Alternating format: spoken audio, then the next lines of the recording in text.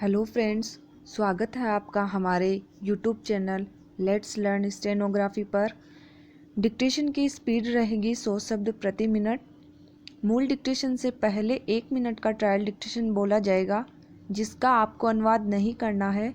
आपको सिर्फ मूल डिक्टेशन का ही अनुवाद करना है। डिक्टेशन में कोमा, विराम और पैरा बोला जाएगा, इसलिए सभी ध्यान पूर्वक डिक्टेशन लिखें। ट्रायल डिक्टेशन स्टार्ट होगा 3 सेकेंड बाद। मनुष्य कभी हंसता है कोमा, कभी रोता है कोमा, कभी उदास होता है विराम, कभी दौड़ता है कोमा, बैठता है आदि अनेक प्रकार के क्रियाकलाप तथा हाव भाव को करता है विराम।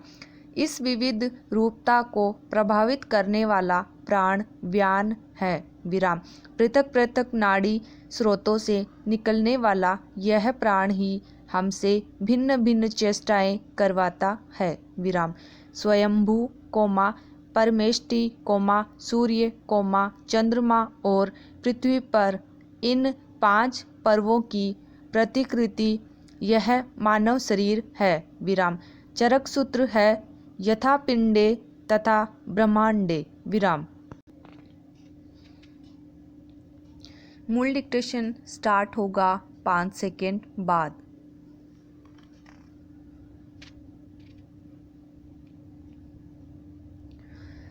पांच पर्वों में 3 पर्व सूर्य कोमा, चंद्रमा तथा पृथ्वी प्रत्यक्ष दिखते हैं विराम। स्वयंभू एवं परमेष्टि अदृष्ट रहते हैं विराम। मानव शरीर में अदृष्ट तत्व आत्मा इन्हीं पर्वों से आता है विराम। सूर्य बुद्धि का प्रदाता कोमा, चंद्रमा मन का कारक तथा पृथ्वी शरीर की निर्मात्री है विराम। जगत में दिखने वाले ऐसे सभी क्रियाकलाप जो इस शरीर के माध्यम से होते हैं कोमा, उन सभी कर्मों का आधार ये ही 5 पर्व है विराम। अध्यात्म में कर्म का स्वरूप यद्यपि गुण कोमा, वर्ण आदि से निर्धारित होता है, किंतु उनका संचालन पंचभूतों के आधार पर शरीर के व्यापक तंत्र के माध्यम से ही होता है विराम। यह शरीर तंत्र विभिन्न अवयवों के अलावा विविध नाड़ियों के संजाल से संचालित होता है विराम। ये ही नाड़ियाँ इंद्रियों के माध्यम से शरीर के विभिन्न कार्यों को संपन्न कराने में मुख्य भूमिका निभाती है विराम। एक तरह से हमारे सभी कर्म कोमा, मन, बुद्धि और इंद्रियों के निर्देशन में इन नाड़ियों से संपन्न होते हैं विराम। पैरा पंचभौतिक शरीर में पाई जाने वाली विविध नलिकाओं को नाड़ी कहा जाता है विराम। प्राणधारियों के शरीर में 72,000 नाड़ियाँ होती है विराम। ये नाभि मूल से जुड़ी हुई है विराम। ये नाड़ियाँ पांचों इंद्रियों के गुणों को एक स्थान से दूसरे स्थान तक पहुँचाती है विराम। अर्थात इन्हीं के द्वारा इंद्रियां अपने अपने शब्द कोमा, गंध कोमा, रस कोमा, स्पर्श आदि गुणों को ग्रहण करती है विराम। इन नाड़ियों में से कुछ नाड़ियां अन्न रस को बहाकर शरीर को निरंतर सींचती हुई तृप्त एवं जीवित रखती है विराम। मस्तक से लेकर पैर तक फैले हुए शरीर के अवयव इन नाड़ियों की सहायता से ही यथास्थान स्थित होकर अपने अपने काम करने में समर्थ होते हैं विराम। नाड़ी से वात कोमा, पित्त कोमा, कफ कोमा, द्वंद्व तथा सन्निपात के रोगों का पता चलता है विराम। ये नाड़ियाँ ही बताती है कि किस रोग से रोगी पीड़ित है विराम। पैरा शरीर में 3 प्रकार की नाड़ियाँ प्रसिद्ध है, शिरा कोमा, धमनी और स्नायु विराम। रसवाहिनी नाड़ियाँ शिरा नाम से प्रसिद्ध है विराम। ज्ञान वाहिनी नाड़ियाँ स्नायु है विराम, इसलिए ये ज्ञान तंतु भी कहलाती है विराम। वायुवाहिनी नाड़ियाँ धमनी नाम से प्रसिद्ध है विराम। जहाँ स्नायु है वहाँ रस भी अवश्य है एवं जहाँ रस है वहाँ यावानु। इस सिद्धांत के अनुसार ज्ञान भी अवश्य है विराम। वायु कोमा रस और ज्ञान तीनों अविनाभूत है विराम। वायु संचार से रस बनता है विराम। रस पर ज्ञान प्रतिष्ठित रहता है विराम। इस प्रकार धमनी कोमा शिरा कोमा स्नायु तीनों नाड़ियों का अविनाभाव सिद्ध हो जाता है विराम। पैरा पंचभूतात्मक शरीर का मध्य भाग हृदय कहा जाता है विराम। यही आत्मा प्रतिष्ठित है। हृदय हेश आत्मा विराम। कठोपनिषद में हृदय की 101 नाड़ियाँ कही गई है। इन्हीं नाड़ियों से हमारा ज्ञान सर्वत्र व्याप्त रहता है विराम। मनुष्य कभी हंसता है कोमा, कभी रोता है कोमा, कभी उदास होता है विराम, कभी दौड़ता है कोमा, बैठता है आदि अनेक प्रकार के क्रियाकलाप तथा हाव भावों को करता है विराम। इस विविध रूपता को प्रभावित करने वाला प्राण ज्ञान है विराम। पृथक पृथक नाड़ी स्रोतों से निकलने वाला यह प्राण ही हमसे भिन्न भिन्न चेष्टाएं करवाता है विराम।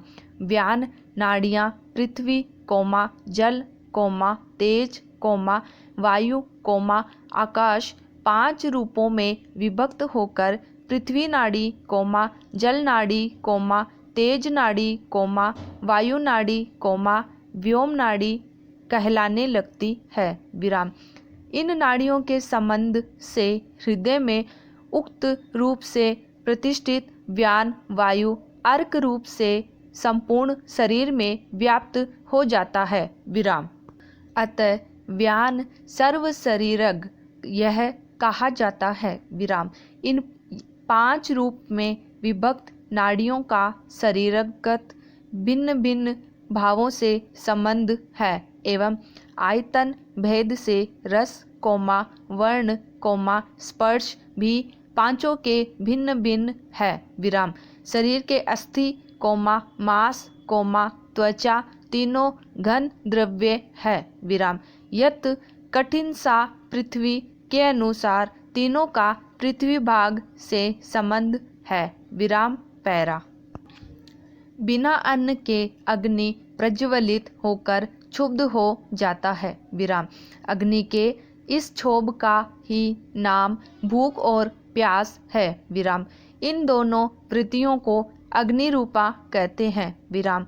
तीसरी है निद्रा वृत्ति विराम। तेज के प्रबल आक्रमण से ही निद्रा होती है विराम। निद्रा का तेज में ही अंतर्भाव है विराम। इस प्रकार क्षुधा कोमा पिपासा कोमा निद्रा तीनों तेज नाड़ियों से संबंध है विराम। इनका रस तीक्ष्ण है कोमा वर्ण लाल है कोमा स्पर्श ऊष्म है विराम।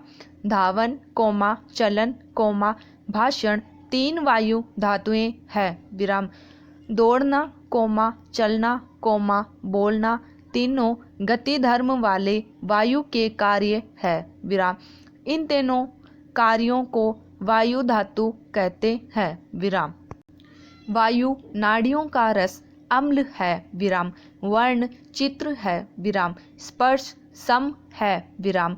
द्वेष कोमा लज्जा कोमा भय 3 भावों का आकाश से संबंध है विराम। लज्जा में आकाश संकुचित होता है विराम। भय में प्रतिष्ठा से गिरता है कोमा जगह छोड़ता है विराम।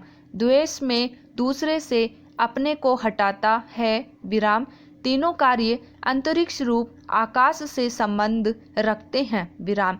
इन व्योम नाड़ियों का रस कटु है विराम। वर्ण श्याम है विराम। स्पर्श कटु है विराम। पैरा इन 5 नाड़ियों की पुष्टि 5 प्राणों से होती है विराम। शरीर में प्राण कोमा उदान कोमा व्यान कोमा सम्मान कोमा अपान इन 5 भागों में एक ही सौर प्राण विभक्त होकर प्रतिष्ठित रहता है। प्राण हृदय में कोमा अपान मूलाधार में और समान नाभि में प्रतिष्ठित है, विराम। उदान कंठ में प्रतिष्ठित है, विराम। व्यान पूरे शरीर में प्रतिष्ठित है, विराम। इन पांचों प्राणों के दो दो काम है, विराम। हृदय में प्रतिष्ठित प्राण पृथ्वी नाड़ियों को पुष्ट करता है, विराम। मूलाधार में प्रतिष्ठित अपान प्राण जलनाड़ियों को पुष्ट करता है, विराम। कंठ प्रदेश का उदान प्राण तेज नाड़ियों को पुष्ट करता है, विराम। नाभि प्रदेश में प्रतिष्ठित समान प्राण वायु नाड़ियों को पुष्ट करता है, विराम। पूरे शरीर में रहने वाला व्यान प्राण व्योम नाड़ियों का पोषण करता है, विराम। पैरा हमारा समस्त शारीरिक संचालन यानी सभी कर्म अन्न मन बुद्धि और त्रिगुण आदि से प्रभावित रहते हैं, विराम। जैसा खावे अन्न वैसा होवे मन प्रसिद्ध ही है, विराम। यदि अन्न दूषित है और तामसिक है तो शरीर में विकार अवश्य ही उत्पन्न हो जाते हैं, विराम। इससे शरीर के वात पित्त कफ प्रभावित होते हैं, विराम। इनमें परस्पर असंतुलन से रोग हो जाते हैं, विराम। इन रोगों के निदान के लिए कलाई पर डॉक्टर वैद्य को अपनी अंगुलियां रखकर नाड़ी अथवा पल्स का परीक्षण करते हम अक्सर देखते हैं, विराम। आयुर्वेद में इससे शरीर में वात पित्त कफ का परीक्षण होता है, विराम। ज्योतिष में विवाह गुण मिलान के समय इसी नाड़ी का अन्य रूप में महत्वपूर्ण परीक्षण किया जाता है, विराम।